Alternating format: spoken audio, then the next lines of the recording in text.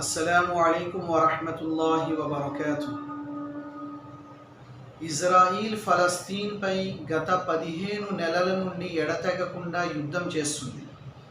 ఇప్పటి వరకు ఇజ్రాయిల్ 85,000 టన్నుల పేలుడు పదార్థాలను ఫలస్తీన్పై ఉపయోగించింది. ఫలస్తీన్ మరియు గాజా పట్టీ యొక్క పరిస్థితి ఒక ప్రళయానికి ఎంతమాత్రం కూడా తక్కువ కాదు.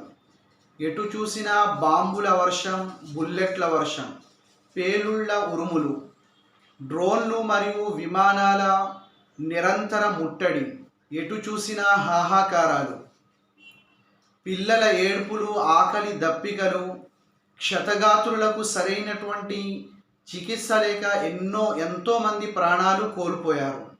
కానీ వీటన్నిటి మధ్య ఈ ఫోటోని, ఈ చిత్రాన్ని ఒక్కసారి చూడండి. వీరు ఈ 15 నెలల నిరంతర పోరాటాల మధ్య దక్షిణ గాజాలోని బసీరత్ అనేటువంటి క్యాంపులో ఉండి ఖురాన్ గ్రంథాన్ని కంఠస్థం చేసి వీరు హాఫిజే ఖురాన్ అయ్యారు. అల్లాహు అక్బర్. దీన్ని బట్టి అల్లాహ్ తఆలా పట్ల మరియు ఖురాన్ గ్రంథం పట్ల వీరికి ఎంతటి ఆసక్తి మరియు ప్రేమ ఉందో మనకి అర్థమవుతుంది. ఒక్కసారి మన పరిస్థితిని కూడా మనం ఒక్కసారి ఆలోచించాలి. ఇన్ని సౌకర్యాల నడుమ, ఇన్ని వసతులను మనం కలిగి ఉండి, ఇంతటి స్వేచ్ఛని కలిగి ఉండి కూడా మనం ఇవాళ ఖురాన్ నుండి, అల్లాహ్ యొక్క ఆరాధన నుండి చాలా దూరంగా ఉన్నాం.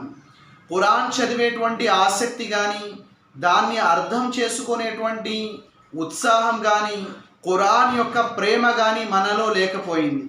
అల్లాహ్ తఆలా మనల్ని క్షమించుగాక. మరియు గాజా ప్రజలకు ధైర్య స్థైర్యాలను, ఆరోగ్యాలను మరియు పరిపూర్ణమైనటువంటి స్వేచ్ఛాపూరితమైనటువంటి జీవితాన్ని అల్లాహ్ తఆలా వారందరికీ ప్రసాదించుగాక. ఆమీన్. వఆఖిరు దఅవానా అనిల్ హమ్దులిల్లాహి రబ్బిల్ ఆలమీన్.